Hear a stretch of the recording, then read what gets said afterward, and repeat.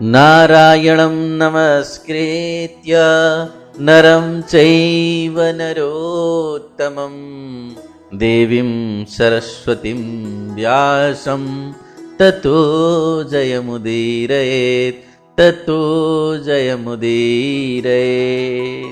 अज्ञानतिमिरान्धस्य ज्ञानाञ्जनशलाकया चक्षुरं मीलितं येन तस्मै श्रीगुरवे नमः। भक्तानुरागी श्रोतागण, आज हामी मोक्षदा एकादशीको बारेमा चर्चा परिचर्चा गर्नेछौँ र मोक्षदा एकादशीको व्रत कथा श्रवण गर्नेछौँ। जुन कथाको श्रवण गर्नाले मात्र पनि मनुष्य मात्रलाई मुक्ति मिल्दछ, मोक्ष प्राप्ति हुनेछ, त्यस्तो खालको मोक्षदा एकादशीको व्रत कथा हामी श्रवण गर्नेछौँ। यो कथा पूर्ण रूपमा सुन्नुहोला र पुण्य प्राप्त गर्नुहोला। हरे कृष्ण। श्रीमन्नारायण। मोक्षदा एकादशीको व्रत कथा। मोक्षदा एकादशी मार्गशीर्ष शुक्ल पक्षको एकादशीलाई मानिन्छ। एकादशी आफैमा निकै नै ठुलो पर्व हो।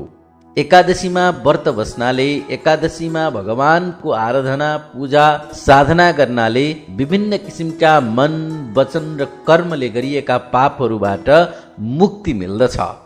त भक्तानुरागी श्रोतागण, आउनुहोस् आज हामी श्रवण गर्छौँ मोक्षदा एकादशी व्रत कथा।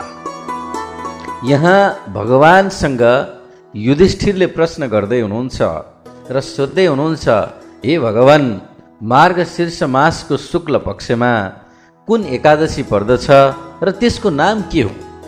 कुन चाहिँ विधि, कुन चाहिँ साधना र कुन चाहिँ आराधनाको विधिले कुन देवताको पूजा गरिन्छ? हे स्वामी, हे परमेश्वर, यस्तो जिज्ञासा मेरो मनमा जागृत भइराखेको छ। तपाईँले कृपया मेरो जिज्ञासालाई शान्त गरिदिनुहोस्। युधिष्ठिरको यस्तो प्रश्न सुनिसकेपछि भगवान श्रीकृष्ण भन्नुहुन्छ, हे नृपश्रेष्ठ, मार्गशीर्ष शुक्ल पक्षको एकादशीको नाम हो मोक्षदा एकादशी, जसलाई सुन्नाले मात्र पनि वाजपेय यज्ञको फल प्राप्त हुन्छ। त्यसको नाम हो मोक्षदा एकादशी, जुन सम्पूर्ण पापहरूको अपहरण गर्ने खालको छ। हे राजन, त्यस दिन यत्नपूर्वक तुलसीको मञ्जरी, धूप दीप आदिले भगवान दामोदर, भगवान नारायणको पूजा आजा गर्नु पर्दछ। हे युधिष्ठिर, मोक्ष एकादशी ठुला ठुला पापलाई नाश गर्ने खालको रहेको छ।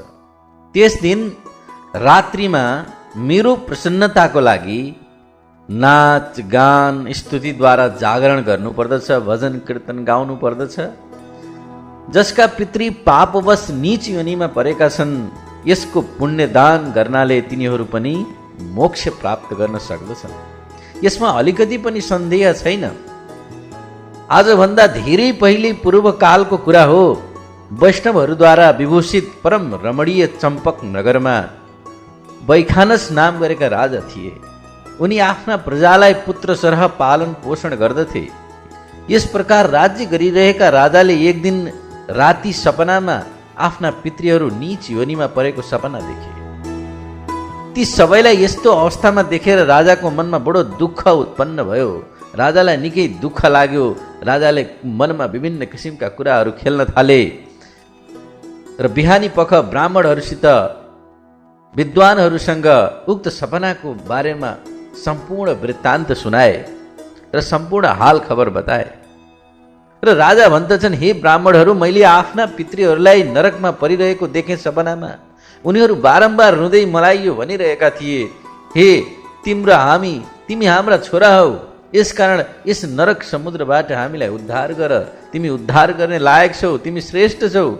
हे ब्राह्मण वर्ग, यस रूपमा मलाई पितृहरूको दर्शन हुन गयो। यसरी मैले पितृहरूलाई सपनामा देख्न पुगेँ। यसले मलाई शान्ति भइरहेको छैन। अब म के गरौँ, कहाँ जाउँ? मेरो हृदय रोकिएला जस्तो भइरहेको छ। मेरो मनमा उत्तेजनाहरू उत्पन्न भइरहेका छन्, वितृष्णाहरू उत्पन्न भइरहेका छन्। मलाई त्यो व्रत, त्यो तप र त्यो योग जसबाट मेरा पूर्वजहरू तत्काल नरकबाट छुटकारा पाउन् बताउने कृपा गरिबक्सियोस्। म जस्तो बलवान र साहसी पुत्र जीवित छँदा छँदै मेरा मातापिता घोर नरकमा परिरहेका छन्। अत यस्तो पुत्र भएर मेरो के फाइदा भयो परमात्मा, मलाई के उपाय बताइ बक्सियोस् हे ब्राह्मण वर्गहरू भनेर राजनले विद्वानहरूसँग ब्राह्मण पण्डितहरूसँग प्रश्न गर्दै हुनुहुन्छ। र ब्राह्मणहरूले भन्दै हुनुहुन्छ, राजन यहाँबाट नजिकै पर्वत मुनिको महान आश्रम छ, उनी भूत र भविष्यका पनि ज्ञाता छन्। हे नृपश्रेष्ठ, हे राजन तपाईँ उनैको सामु जानुहोस्। ब्राह्मणहरूको कुरा सुनेर महाराज वैखानस शीघ्र नै पर्वत मुनिको आश्रममा गए र उहाँ ती मुनिश्रेष्ठलाई देखेर उनले दण्डवत प्रणाम गर्दै मुनिको चरण स्पर्श गरे। मुनिले पनि राजाको राज्यको 7 अङ्गको हालखबर सोधे र राजा भन्दछन्, हे स्वामी तपाईँको कृपाले मेरो राज्यको 7 अङ्ग सकुशल छन्, तर मैले सपनामा मेरा पितृहरूले दुःख पाएको, मेरा पितृहरू नरकमा परेको देखेँ कि मेरा पितृहरू नरकमा परेका रहेछन्। तसर्थ यो बताउनुहोस् कि कुन पुण्यको प्रभावले उनीहरूलाई त्यहाँबाट छुटकारा निकाल्न सकिएला, उनीहरूलाई मुक्ति दिन सकिएला। राजाको यस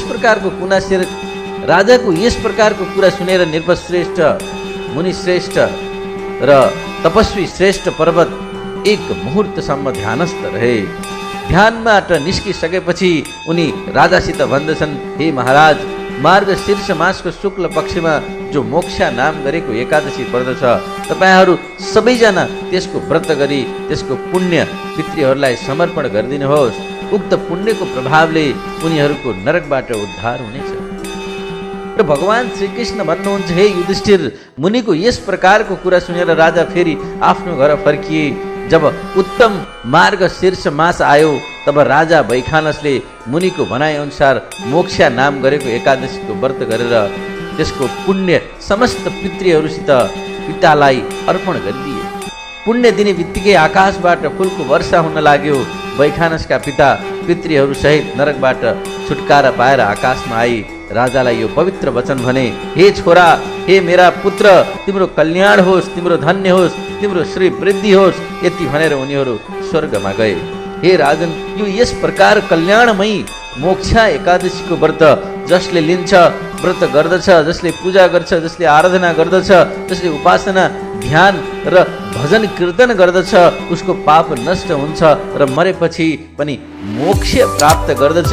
जो मोक्ष प्राप्त गर्दछ ऊ यो धराधाममा, यो धरतीमा, यो दुःखालयमा फेरि जन्मेर आउँदैन।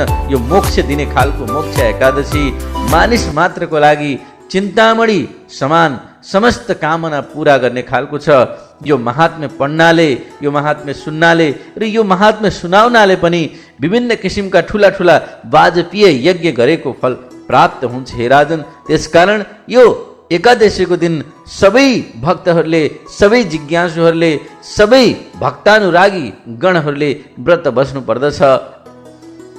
भक्तानुरागी श्रोतागण, मोक्ष नामैले पनि यो एकादशीको अर्थ स्पष्ट हुन आउँछ। यो एकादशीको जसले व्रत गर्दछ, जसले अनुष्ठान गर्दछ, जसले ध्यान साधना आराधना र विशेष गरेर भगवान नारायणको कीर्तन भजन गर्दछ, उसको स्वर्ग प्राप्ति होइन, उसको एकैचोटि मुक्ति मिल्दछ। र मुक्ति भनेको यो धराधाममा फेरि फर्केर आउने होइन, कृष्णको धाममा जाने हो, कृष्णसँगै मिल्न जाने हो, कृष्णको घरमा गएर बस्ने हो, कृष्णको काखमा गएर बस्ने हो। हामीले बाटो बिराएर यो धराधाममा यहीँ अल्झेर बसिरहेका छौँ र यो मोक्षदा एकादशी त्यस्तो एकमात्र एकादशी हो जसले मनुष्य मात्रलाई मुक्ति प्रदान गर्दछ, मोक्ष प्रदान गर्दछ। त्यसकारण हामी सबैले यदि जीवनमा चाहन्छौँ यदि भने मुक्ति चाहन्छौँ। मनुष्य मात्रको अन्तिम उद्देश्य भनेको पनि के हो त भन्दाखेरि मुक्ति हो र त्यो मुक्ति प्रदान गर्ने एकादशीको नाम हो मोक्षदा एकादशी। त्यसकारण भुलेर पनि यो एकादशीलाई चाहिँ जसरी भए पनि तपाईँले व्रत बस्नु पर्दछ। व्रत बस्नुहोस्, आराधना गर्नुहोस्। व्रत बस्नु हुँदैन भने पनि कम्तीमा भगवान नारायणको पुस्तक सत्सङ्ग गर्नुहोस्, पुस्तक सत्सङ्ग श्रवण गर्नुहोस् अथवा ध्यान गर्नुहोस्। जे गर्नुहुन्छ केही न केही भगवान नारायणको नाममा त्यस दिन पक्कै पनि साधना आराधनामा लिप्त हुनुहोस्। तपाईँको जीवनमा एउटा सकारात्मक ऊर्जा बढ्दै जानेछ, तपाईँको जीवन उत्कृष्ट हुँदै जानेछ। हरिओम तत्सत।